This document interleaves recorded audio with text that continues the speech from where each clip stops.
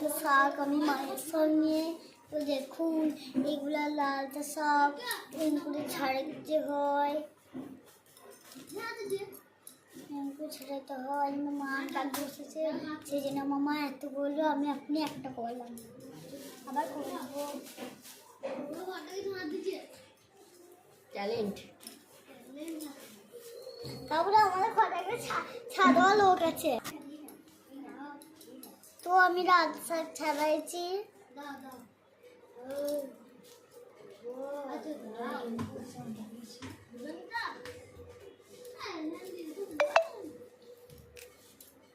তো দেখুন আমি কত শাক ছাড়িয়ে দিলাম।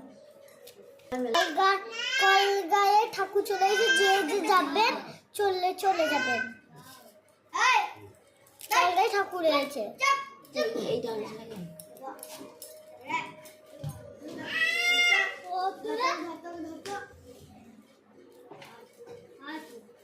মেলা আর বেশি দিন দেরি না, কলগুলো চলে এলো নয় মা, আজ 9 তারিখ হয়ে গেল।